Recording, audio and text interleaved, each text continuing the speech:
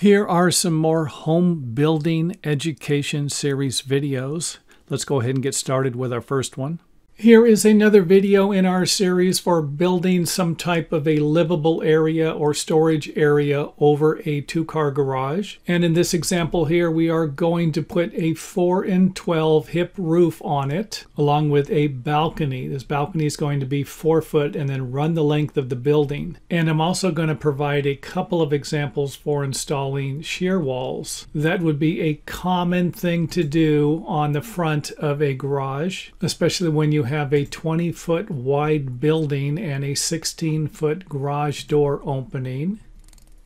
And let's go ahead and quickly take this building apart here. Get rid of the roof, ceiling joist, walls, floor sheathing, and then the joist so that we can take a look at the foundation and get a better idea at how the structural shear panel will work. And in this video, I went ahead and widened the wall here to make it a 2x6 wall so that I could install some 4x6 on each side here, along with some large hold downs. And for my newer viewers, I am not a structural engineer, and that means that you might need to check with a structural engineer to validate any of the information in this video. And I'm going to provide you with two different methods here for building the shear wall. On the first one, I went ahead and cut the plate here a little shorter so that I could install the shear panel and have it run through the framing like I've done here, and on the other side I'm going to run this plate through, and you'll see that here in a few seconds. Let's go ahead and take a look at the hold downs and how they go into the concrete with some extremely large anchor bolts there. And I know some of you are thinking, why do we need 2 anchor bolts here when we have the hold downs here? And I got you, but the anchor bolts are usually going to be required, even though they might not make any sense. And of course, here you can see where I stopped the framing plate here and then ran this plate through and installed the 4x6 on top of this framing plate in this wall here. And if you're wondering which one is going to be better, I don't really think it's going to matter either way. However, if you have to notch around it, then you might not be getting the nailing you need into the bottom plate like we have in the other example. And of course, you can install the shear panel and the framing stud over the shear panel. And I would strongly suggest avoiding to install both of the pieces of shear panel on each side of the wall until after you've got your framing inspection. And of course, the reasoning for that will be that the inspector will need to look at the hold downs. And if the garage needs to be insulated, then the inspector will need to see the insulation also. Next up, we went ahead and added a couple of larger footings for the front wall to support the floor framing weight of the balcony. And of course, we needed to add 2 more footings on this side here because we're going to be installing a beam here. So let's go ahead and take a look at what we now need to do to the floor framing. And that's going to look something like this. A large beam going across, supported by a post on each side, and then transferring the weight from above down to the footings, along with switching the direction of the floor joist, and then shaping the front of it there so that we will have a slope on the exterior to drain off any water that could accumulate here. And the slope will be about 1/4 of an inch per foot. And I do have another video on how to lay out the shape joist, and I will try to put a link here or a link in the video description area. And of course, if I forget, feel free to let me know. And we will need to install blocking in between the floor joist that will sit on top of the wall framing, along with some blocks that will provide us with perimeter nailing on the deck or for the deck sheathing. Another view of the blocks there. Go ahead and pan out to take a look at our double row of blocks along with our hangers. And something that I noticed here is that I didn't install any blocks like I did over here underneath the one wall that's going to be running in this direction. So keep that in mind to make sure that you install a double joist or blocking like we did in the floor for any walls that are going to be running parallel to the floor joist in your floor framing.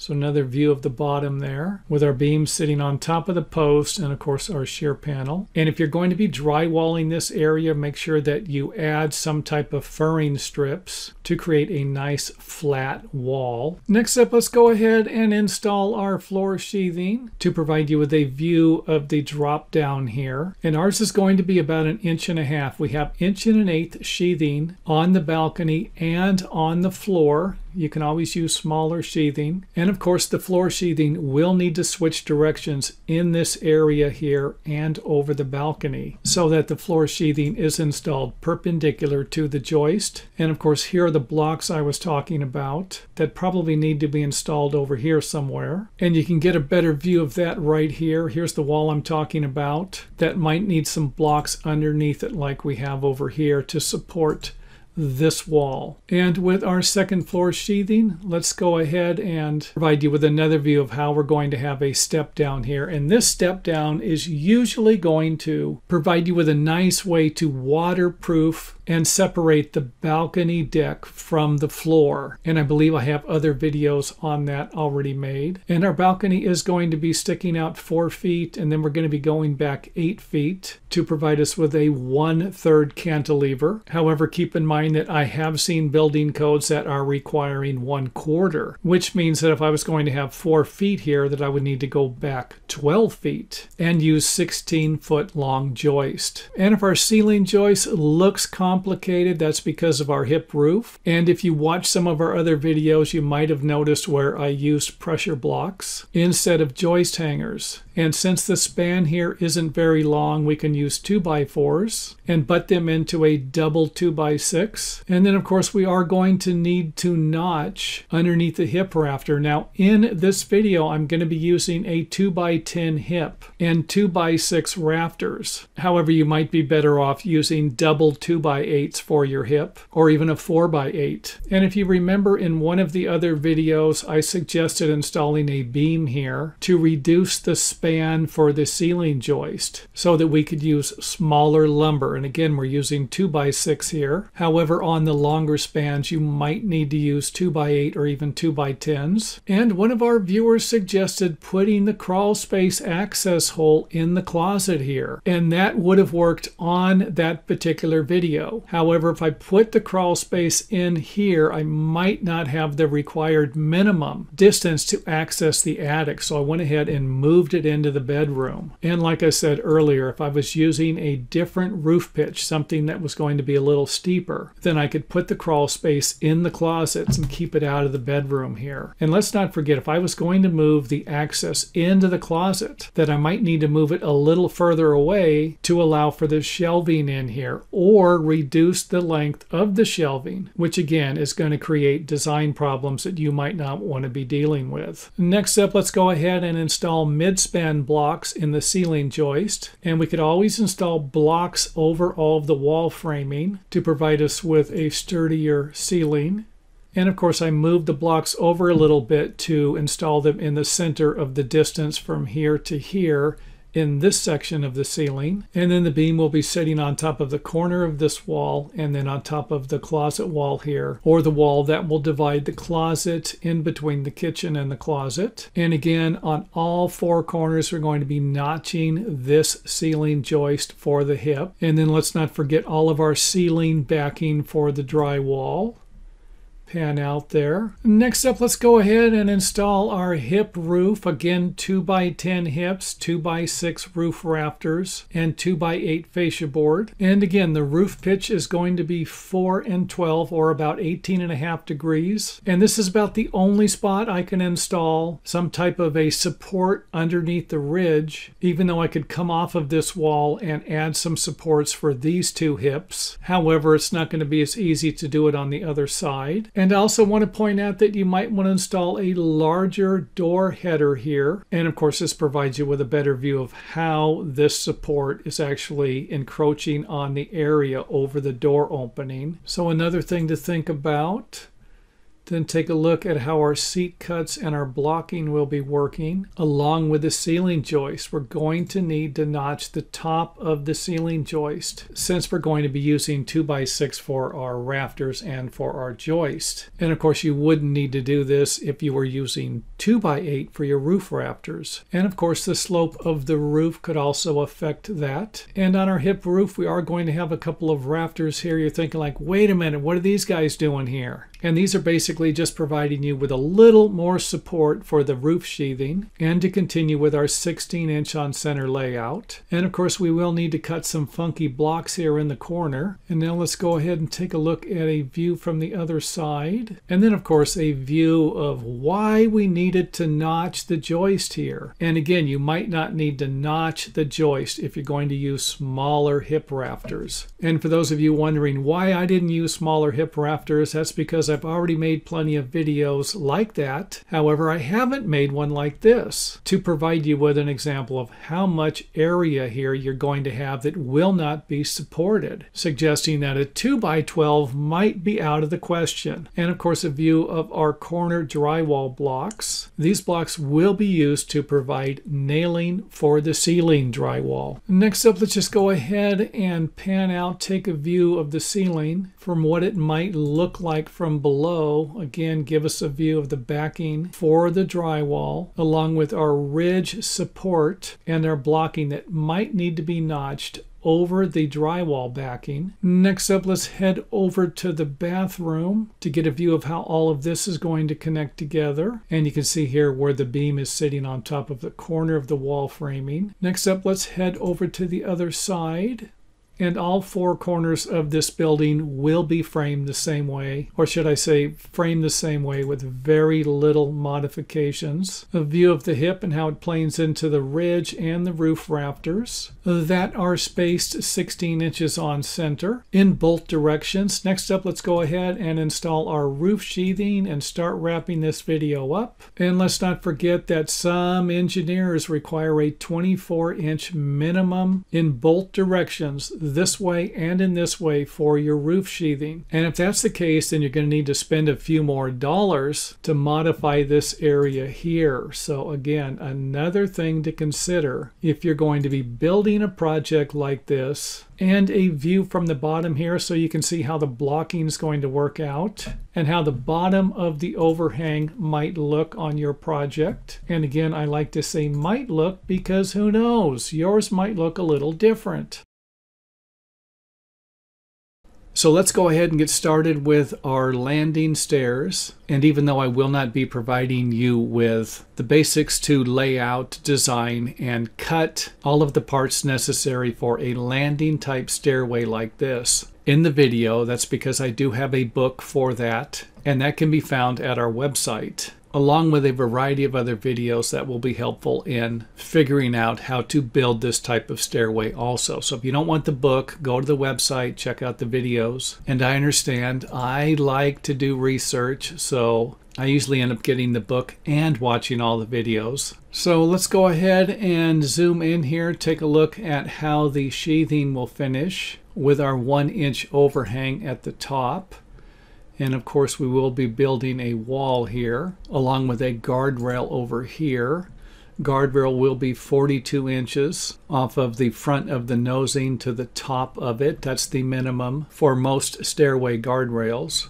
And we will be building another wall here. And these walls are basically going to help you create a firewall to provide some type of safe exit if there is a fire downstairs. And I'm pretty sure in a garage you're going to need a 2-hour firewall. And it's not a bad idea to provide a drywall spacer board here also that will attach to the stringer and allow you to slide the drywall in between the stringer and the wall framing when you're installing the drywall. And this stairway has an opening so that we can use the bottom area for storage. And again, just another option, you can always seal this area off. A view of the landing, sheathing, and the wall that we built here to keep the fire department happy. I mean, the last thing you want to do is leave something like this off, end up with a fire down here, you're upstairs, and you have no place to go. So keep in mind that some of these building code rules actually make sense. View of the bottom there. Come into the bottom of the landing. And of course, this landing here provides you with a couple of different ideas to build it with support beams along with hangers. And I don't have any drywall backing, but I did put that in later on in the video. You will need some drywall backing here. And of course, I will point that out when we get there. View of the bottom. And keep in mind that this is a garage that has a stem wall or a curb. So our stairs will need to be modified around them. And of course, the front of the tread is going to be even with the wall framing. And you could always have this set back a little bit or have the wall framing come forward a little bit, but it usually doesn't look nice if this is protruding past the front of the finished wall. And of course, our little fire block here, that's just to block this area here. And there's no reason to shape the block like this when something like this will work just fine. A view of how the riser is going to go over the curb. And of course, our space again for the drywall. A view of the fire blocks and the landing wall framing. Next up, let's take a look at the top of the guardrail and of course the wall that we are going to build here. And the angles for these framing studs will vary depending upon the stairway or the angle of the stairway or even the treads and the risers. For example, if you have a 10-inch tread and a 7-inch riser, the angle is going to be a little different than if you have a 10-inch tread and a 8-inch riser. However, once you figure that angle out, you're going to be in luck because you'll be able to use it for the entire stairway. That angle usually works for all of the fire blocks, all of the guardrails, and of course all of the walls you will be building underneath the stairs or next to the stairs. Next up, let's go ahead and remove the risers and the landing sheathing to give you a better idea of how the stringers and the landing is going to work. And of course, the beams here are going to be sitting on top of posts or some type of supports on this side, and then this board here will nail into the framing studs. And of course, you could toenail it into the beam, along with toenailing all of the stringers into the beam also. And of course, you can use the toenailing for the top and the bottom of the stringers. And of course, our drywall backing I was talking about, along with a support board for our floor sheathing. View of the corner here. And something like this could be tricky to figure out. And I don't think you're going to find an example like this in our book on how to build stairs with landings. And to get all of this stuff in exactly the right spot isn't going to be easy. But at least now you have a better idea of what it needs to look like. And sometimes that's all we need to build something. View of the landing from the outside. View of the bottom, and you're going to have to bring the stairway back a little bit or the wall forward a little bit. Then that will make more sense after we put the risers and the treads on. And you can always use some type of pins to attach the framing plate to the concrete. And I believe you can get tools fairly inexpensive for this at your local home improvement centers or lumber yards. Let's go ahead and install our risers and notch the bottom one over the curb. And then get another view of it there. And this is basically how I would install the risers and the treads. I'm going to install the bottom risers first. Then I'm going to install the treads and the landing sheathing. Then I'll go up to the top and install the risers and the treads to finish the stairway and the video.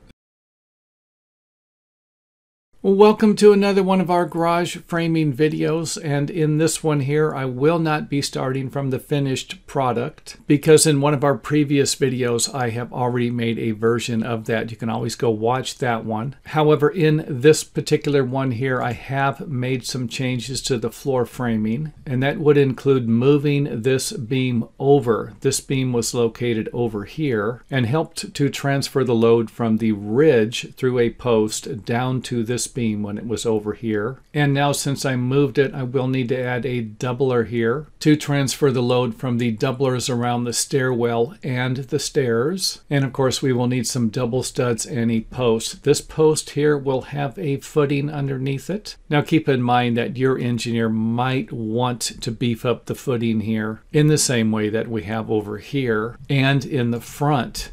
So here we have a footing that's going to be a little larger on both sides of the garage because we're going to be transferring the load with a large beam above the garage header. And another change that I made was that I brought the beam and the doubler out to get full bearing on the top plates. And that would look something like this if we removed the rim joist, providing you with another option that you might want to use when building your garage. And these two footings are the same in the other video, where we have one supporting the floor beam here and the other supporting the ridge beam. Next up, let's go ahead and take a look at it from the bottom so we can see where all of our additional footings are. And of course, how the floor joist might be laid out. 12 inches on center with a structural floor beam supporting the roof ridge beam. And of course, our doubler here that's supporting this beam, and the stairs. And then our joist switched from 12 inches on center to 16 inches on center because the span is now a little smaller than this one here. Next up, let's go ahead and add the floor sheathing and then put the ground back into the picture. I know sometimes I like to have the ground in here. And of course, sometimes it messes up the video.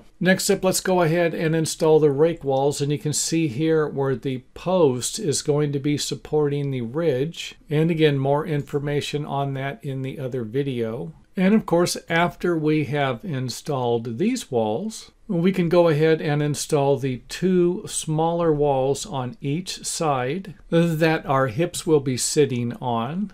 Another view of it there. Next up, let's go ahead and install our ridge beam along with the post in the center to provide you with an example of why we installed this beam here. And in the other video, this post sat over here somewhere. And again, I'm trying to provide you with more ways to build a variety of different garages. And don't forget, if you don't want this post here, you can usually install a larger ridge beam. And I will try to provide you with an example of that in a future video. Next up, let's go ahead and install our rafters. These are going to be our common rafters. And we will notch for our lookouts here. And these are going to be the only common rafters we're going to have in this video. The rest of them will be shaped for the dormers.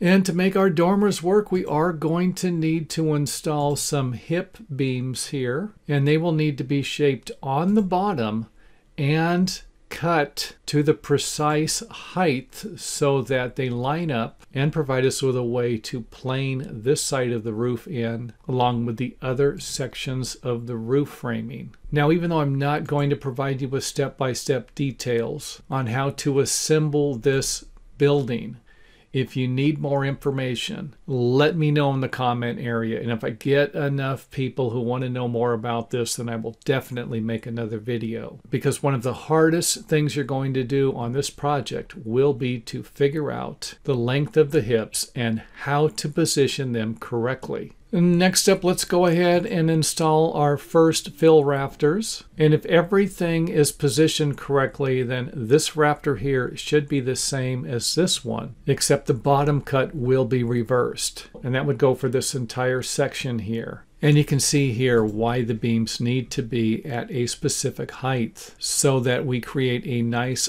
flat surface here. And I'm not about to suggest this is going to be an easy project to build. However, I think I can suggest that it is going to be a nice looking building. Now, I didn't frame these walls like I did here. I didn't put a top plate on here. And of course, as you guessed it, the reason for that would be to provide you with another way to build something like this. And hopefully, if you have positioned everything correctly, you're going to have a nice straight ridge and a flat surface here, a nice plane. And you can see just exactly how far the rafters need to be held up so that the roof sheathing will die into the center of the hip. Another thing that might be a little difficult to figure out. However, once you figure it out, the height should be exactly the same on all of your fill rafters, or jack rafters, as we used to call them. And of course the front gable rafters will just barely be sitting on top of the wall here. And that will be the same on the other side. And if it isn't for whatever reason and you run into a situation where this measurement here is a little longer or a little smaller, don't beat yourself up. It's not going to be the end of the world. However, it is going to provide you with your first clue to start double checking some of your measurements to figure out where the problem is. Next up, let's go ahead and install our wall here, and we're going to have 2 windows here along with 2 shaped rake windows up here. And this is a common detail used by architects for gable roofs or dormers like we're looking at here.